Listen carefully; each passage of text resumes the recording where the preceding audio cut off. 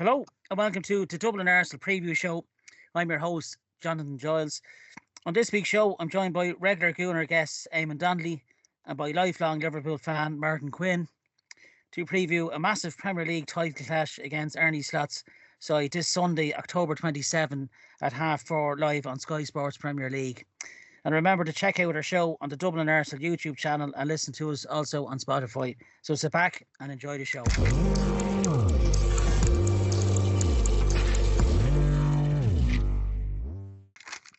As I said in our intro, I'm very pleased to be joined again this week by the one and only Gooner that's joined me throughout every previous show so far. Eamonn Donnelly, how are you, pal?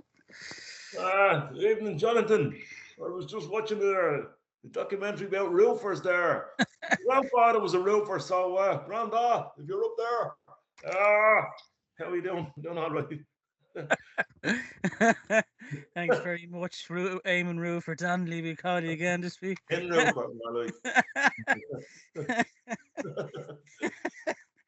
I'm also joined by a lifelong Liverpool fan, and thanks for coming on, Martin Quinn. How are you, pal? I'm not so bad, feeling an awful lot better after the weekend, Yeah, he's earned doing half bad, I have to say, for 8 games in. First of all, Martin, like I've asked all my guests from the away fans that we've had on for our previous shows, why Liverpool? I think it was more just a family thing, Jonathan. It was like obviously my mother's family, all her brothers would have supported Liverpool, so kind of like my dad actually wasn't the biggest sports fan in the world at all, so really I just kind of, from my mum's side obviously all supported Liverpool, and she kind of nearly kind of passed it on to us without us kind of really knowing too much about her. So there you have it. That's the reason I'm a Liverpool fan. That's good enough for me. Eamonn tried to be a non-Liverpool fan. He was surrounded by them, weren't you, Eamonn, when you were growing up? The thorn in your side. Man United fans, but in fairness to Martin, I know Martin is a very, very, very close pal of mine, and he was born in 1982. So in keeping synergy with the every silver lining has a cloud philosophy, he just started getting into football in time to see Liverpool go nearly 30 years without winning the league. Yeah. So he can't be accused of being a glory hunter, Sadly, the unfortunate thing with Liverpool fans, at one time you said when the Premier League there was a COVID pandemic and you couldn't even go and watch them lift the trophy. But yeah, I have to say, hand on heart, before we've come good the last couple of seasons under Arteta, he's have really been a joy to watch under Jurgen Klopp, from 2018 really, I suppose, onwards, that front three of Mane, Firmino and Salah. I say for yourself, Martin, it must be a joy to watch Liverpool, like it's a joy for us to watch Arsenal, genuine title contenders year on year, is it? Well, it is now, but like you have to remember that during that whole 90s and early 2000s, and like, I was watching Liverpool during those times when we had Benitez as a manager. It was absolutely horrendous to watch. So like, it's like I take the Jurgen Klopp days, we had, with some tragedy in there along with some victory, but an awful lot of tragedy in there. But I would take the Jurgen Klopp days where it's enjoyable to watch. And in fairness, like to Arsenal, they're a good watch as well at the moment. You know what I mean? It's, Liverpool have been good over the past few years. Transitional phase from, but I think watching Arsenal were coming for the past few years. You could kind of feel it about 3 or 4 years ago, but they were probably just a young squad, probably like young players, and the lads hadn't physically developed. Now, like Arteta has really got it together. And to be honest, like from an Arsenal fan's point of view, I would say he was getting an awful lot of stick at the start. You know what I mean? And he's really brought it together. He's done a good job. Yeah, hats off to Arteta. I have to say, in terms of yourself under Arne Slot, you could say he slotted right in. Yeah. For the moment, anyway, 8 games in, 7 wins in the Premier League, 1 defeat, and top of the league after 21 games. A lot of the pundits are saying that the fixture list has been kind to Arne Slot, and I suppose yesterday he passed a big test in beating Chelsea, even though they're kind of in a transition stage. How would you sum up, Martin, your for opening 8 games in the Premier League yourself? Are you pleased the way it's gone? Well, I'd be pleased in one aspect that we've got the results. they haven't particularly played well in an awful lot of games. Like if you know, like the performances haven't quite matched the the points tally at the top. Like you're watching them every week, and they're definitely more controlled. They're not as manic as they were under Klopp. Like Klopp was kind of all go go go. They kind of keep the ball a bit more. Yeah. But in saying that, the weekend now they did kick an awful lot of aimless long balls as well. Like, and they gave the ball back. And against a better team, a better team might get the ball and play through the middle and punish it. Whereas, like, I think the criticism of Liverpool so far, by the pundits and everybody who's watching the games, it's a fair enough criticism, is that Liverpool hadn't really played anybody.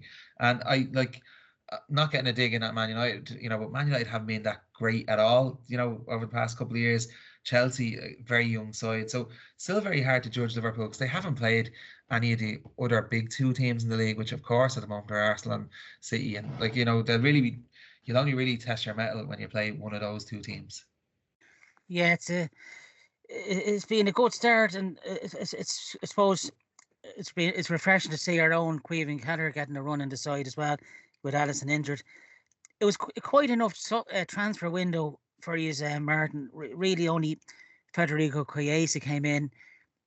Are you pleased that he hasn't? Are you pleased that Slot hasn't completely ripped up the Klopp book? He's kept a lot of the players are still there. He didn't have to do quite a lot, didn't he? Are you happy enough the way he's lined up? Actually, well, the answer is no, really, in a sense, that because like Liverpool still, over a long season, like Liverpool are probably one or two injuries away from an absolute disaster. Do you know what I mean? So it's like at the moment, like it's looking great, and he's actually maximizing the players that they have. Like if you see Gravenberch in the middle has been a revelation, but who'd have saw it coming? He was kind of only a bit part player last year, really. And like outside that, if you look at McAllister in the middle, he's a beautiful player, great on the ball, tenacious, but he's probably not the quickest over the ground, Yeah. So like, Liverpool probably lacked a bit of athleticism. Curtis Jones being injured a lot, and like you're looking at Van Dijk and Kanate and saying, God, if any of them got injured, we'd kind of be in trouble now. Again, Jota, like even at the weekend, Jota goes off injured again. Núñez, is he really a finisher? Are we seeing the best of him? And then you're kind of down to like the injuries in the squad. Like outside of that, I'm not sure Harvey Elliott will quite make it there. He's a lovely footballer, but I don't think he'll quite make it at the top level. And maybe I'm wrong, but I just don't think he has the pace to play Premier League, European football top level. I think he's not strong enough, doesn't have the pace. Now that's not saying he's not a bad footballer. He's good, but the reality is, at cutthroat at the top level, you have to tick a lot of boxes, But would I be happy with the squad? Probably not. I think they could have added a bit more to it. FSG have a lot of money. Sorry about that, guys. The dog disagrees with me. That's Harvey Elliott barking in the background. FSG have an awful lot of money and have brought in an awful lot of cash, and haven't really spent an awful lot. They've been kind of very tight with the purse strings, to be fair. Do you think as well, Martin, the signing of Chiesa, kind of injury prone, in the latter years, do you think he could be a steal of a signing if he's fit? Do you think he could bang in the goals for you? Well, again, it's a very hard one to kind of make a judgment on, because Italy hasn't been the top league it was 15, 20 years ago. You know what I mean? Yeah. So it's and we probably seen the best of him 4 years ago. We haven't seen very much of him since. Now look, for the money they got him for, it was a steal. Like, even as a squad player, he's good. We're not 100% sure yet. Do you know what I mean? We haven't seen him play in the Premier League, so it'd be difficult to kind of make a judgment on him. I mean, we'd have to see him over a prolonged period of games, I'd imagine. Yeah, he could be a steal. Like Trossard was up for us from Brighton. Yeah, not expected a signing as such. Yeah. Eamonn, in terms of our head-to-head with Liverpool, another big match for ourselves after last weekend's defeat away to Bournemouth. Our last game against Liverpool at the Emirates was 3-1 back in February. Saka, Martinelli and Trossard got the goals, and Gabriel with an OG. It's always a massive game against Liverpool. Can you see our own lads, Eamonn, doing a big turnaround from the weekend performance of Bournemouth?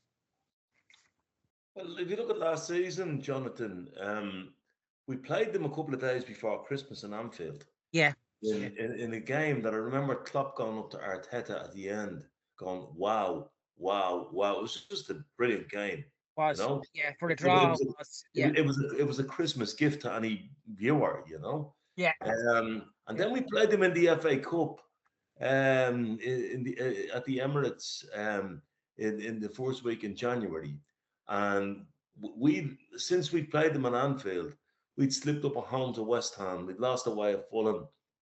The wheels had come off a small bit. We actually played them off the park for a half an hour, and then Jota does what Jota does against us, but and we ended up losing the game. And it was at that stage that the team went away to Dubai and came back with a reset. And by the time we came to play them again in February, we were in good shape. But that game turned on it turned on that incident with Van Van Dijk. Dijk and Allison. Yeah, yeah, it did. Yeah, it But did. look, Yeah, it did. But I watched Liverpool. I've seen quite a bit of them this season, um, and to my mind, I wouldn't be listening to Martin there. To my mind, they've been the most impressive team in the Premiership so far. That being said, the fixture list has been a bit kinder to them than it was for sure. Um, but I've been very, very impressed. In fact, the least impressed I was the last game against Chelsea. Um, because I felt that they allowed Caicedo in the middle of the park to dominate the middle of the park. And I know Liverpool are a bit lacking there, and I know Gravenberch has been very good this season, but he was kind of anonymous against Chelsea. I thought Caicedo could have bossed it in there. But I I was mean, in very fairness, I probably disagree with you there. I thought Gravenberch played very well. I think the problem is Jones would tend to roam and do his own thing a little bit in there. So like Jones wouldn't have the discipline. So Gravenberch was kind of holding, like he was trying his best in there, but he was probably on his Martin own. Like, Jones was detailed to sit on Palmer, you know. And in fairness, he was detailed to sit on Palmer. He did a lot more damage to Chelsea than Palmer did to Liverpool. But I didn't think Gravenberch was good yesterday, or at the weekend, whenever it was. I can't remember what day of the week it is. But um, I didn't think he was that good. I watched him closely, but I thought, here's what I think. I was very interested that when Liverpool are out of possession, they're a 4-2-4. And when they're in possession, they're a 4-3-3. I watched that closely. They're very, very controlled what they do. It's not the helter-skelter of Klopp. Oh, by the way, Klopp did some absolutely amazing things at Liverpool. They were an amazing watch, but it was a bit it was a bit Funderland at times, you know, coming down the hill on the roller coaster at top speed. Um, they were a lot more controlled. I still think they lack a small bit in midfield, but I mean, if you're looking at the game the weekend, it really depends on who we have. Because I was thinking about this. If you compare like with like, right? Saliba out, that's like taking Van Dijk out of the Liverpool team, right? If Saka is out, that's like taking Salah out of the Liverpool team.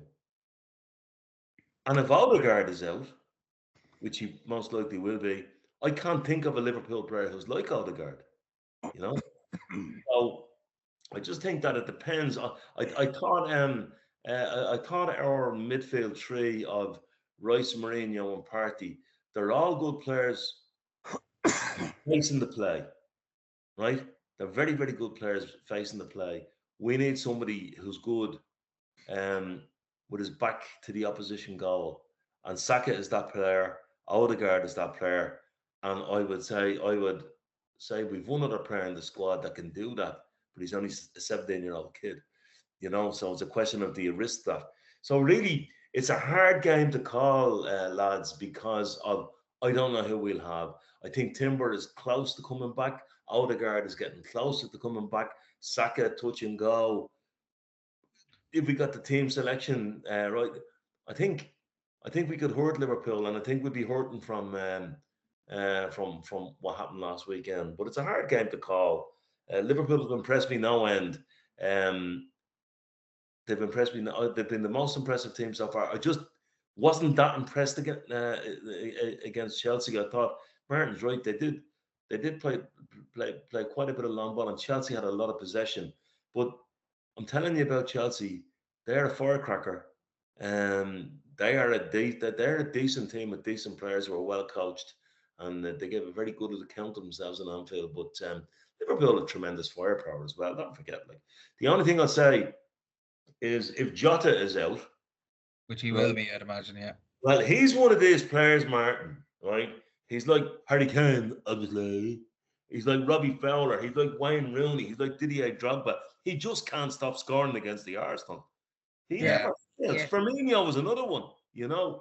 So even Salah as well. Yeah. yeah, but Yeah, Salah's good against it'd be everybody. interesting though, John. And I think it's more of a game. It's a game where I think the centre of the pitch is key. I think, like, I'd have given Arsenal the edge on it if Odegaard was fit, because he would be the most natural playing footballer both squads have. You know, he sees things other players don't. And I think the weekend against Chelsea, you seen that Chelsea were lacking that kind of player. I know people say Cole Palmer, but he wasn't in the game. He didn't get into those areas where he could prod balls through. And I just think Odegaard does. He gets himself into those lovely little pockets where he plays things through and he sees things. And the thing is, he sees things. He's a very intelligent player. You know, I think Liverpool probably don't have any of those players either in the middle of the pitch. They are more kind of look. They're probably better to sit in now at the moment and like soak up a bit of pressure and catch him on the breaks than they were on their top. Just at the end of my note log there, I was saying the reason why Liverpool are real live contenders for the title is that they're not coughing up goals.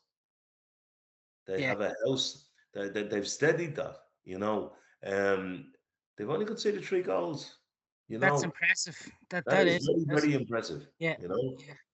But there'll still be question marks over Liverpool's squad in terms of obviously the middle of the pitch that have issues, and even going into the game this weekend, you wouldn't imagine you wouldn't imagine they get a lot of possession like they would at Anfield, like against Arsenal. Arsenal are going to have an awful lot of ball, and depending on who lines out for Arsenal, that will kind of dictate the way the game's going to be played. Really, I think I think Arsenal won't be able to play through the middle as much if Odegaard isn't playing. If he is, like obviously Saka's a huge loss if he's not playing. Like, you know, Odegaard won't be playing.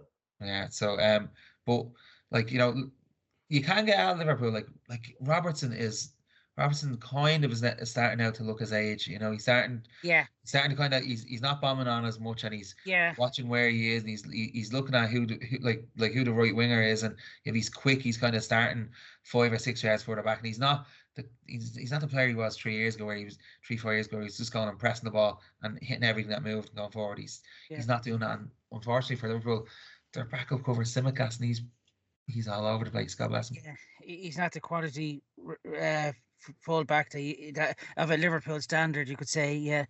Do you think, Eamonn? Do you think this could be a game for Raheem Sterling to shine in? Do you think, you know, could this be? I think Raheem was doing okay last weekend, but he had to be sacrificed. You know. Yeah, I think he done actually. Yeah. But Bukayo Saka's fit. Raheem Sterling won't play. Simple as like apparently Cole Palmer is better than Bukayo Saka anyway, so I don't know why we're getting all worried. You know, talk show you don't hear. I mean, I have a mutual Liverpool friend with Martin, a very close friend of ours, who told me during the summer that Saka was an average player, and that if he was any good or if he was anywhere near world class, the big clubs would be coming in from. So yeah. Whatever you think, I'll just keep going paying my money in to see Bukayo Saka electrifying us week in and week out, you know. So yeah. You could see at the weekend there. I think it was back Saturday. The week's gone so quickly. What a huge loss Bukayo Saka was. That just underlines, Eamonn, as well what you just said there. What a world class player he is, because Saka can change a game. Oh, totally. But as well as that, Jonathan, when you're in transition, right, he can receive it any which way you like. When he receives the ball with his back to goal, he has this habit, a bit like Salah. And remember, he's just turned 23, right? He has this habit of being able to just move the ball inside on his first touch and buy himself room. Yeah. Johnny Giles always said about the good players, their first touch gives them more space. Yeah, you know? I'm in complete agreement with you there. Like when Saka gets on the ball, everybody kind of lifts themselves off their seat a little bit, and you kind of take note. And like Mohamed Salah is the exact same thing. Like people, are questioning his powers, as and like as the years have gone on, and even last season and this season. But you look at the weekend, a goal and assist. You know what I mean? Like Salah's he a makes things worthy. happen.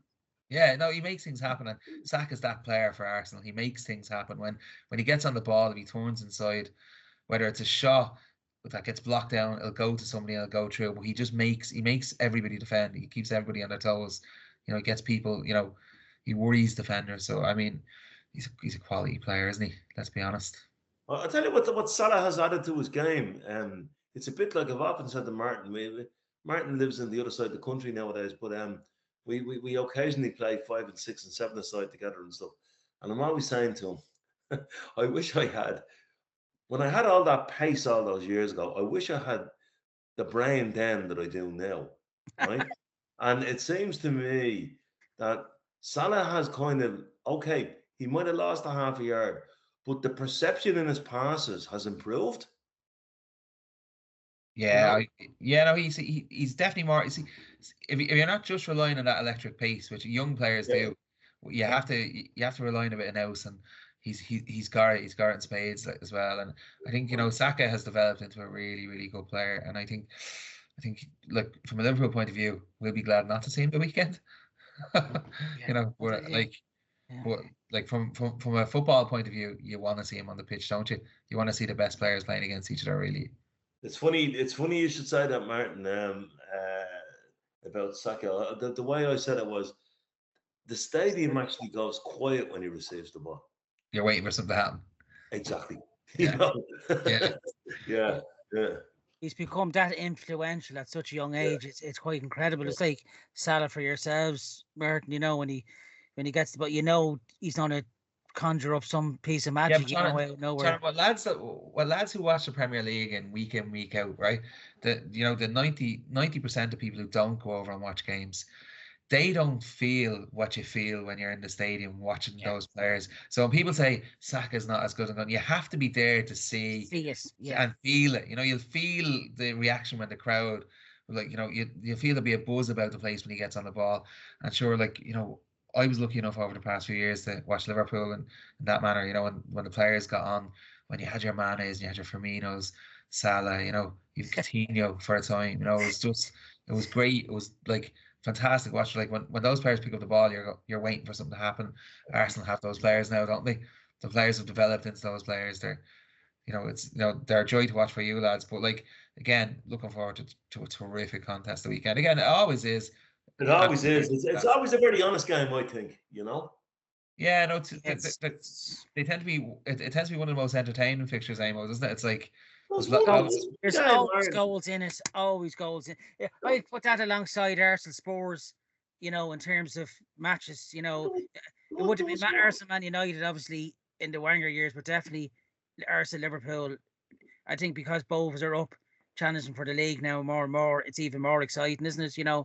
To look forward to, There were two games I can specifically remember, Martin, you being in the Mercantile with the Dublin Arsenal Supporters Club. And one was a 3-3 draw when we had that balloon head Ken Early standing beside us, Ken Early from fucking word or whatever it is, he was there pontificating at the bar saying, "Oh, Giroud was an absolute clown," as Giroud perceived the Liverpool defence inside out, and we somehow managed to get a 3-3 draw.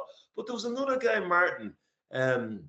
It was a 0-0 draw, and there was about 30 chances on goal. No, geez, it's always an entertaining game.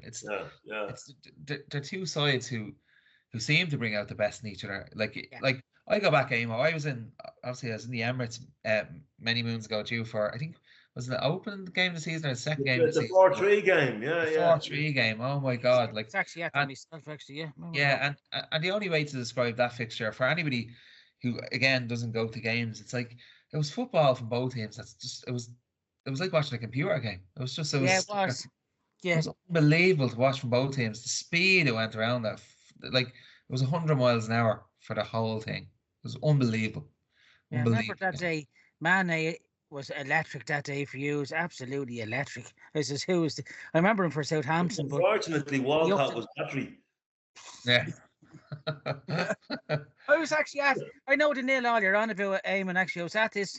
Was that the nil all? Peter Cech was in goal, and he must have saved about 10 or 15 chances in it. Yeah, Yeah. we had great chances. It was a midweek game, and Yeah, it was a Monday game. Do you remember? yeah. It was incredible. Yeah.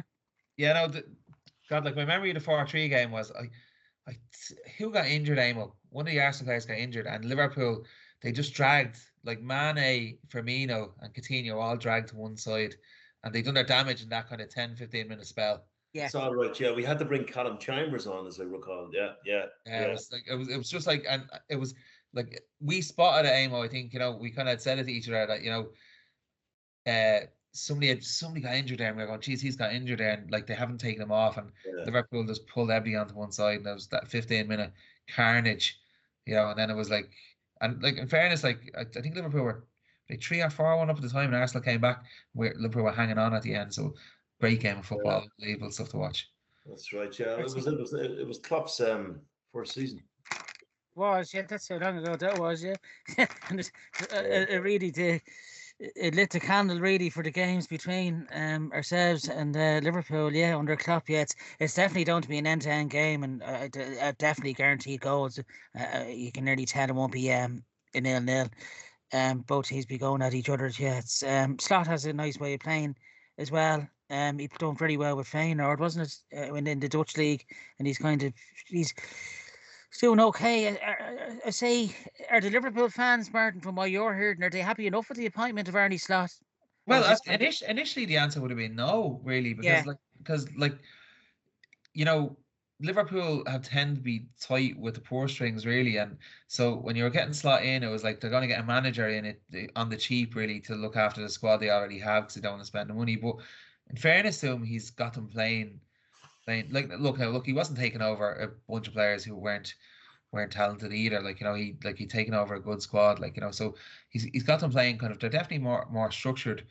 When they have the ball, they're not as gung ho. And I'd say the fans are very impressed with him. But again, it's over a long season. We're only in October. If Liverpool pick up a couple of injuries, that could quickly turn on you. Really, if you have a bad month, as Liverpool had towards the end of last season, you have a bad month like that.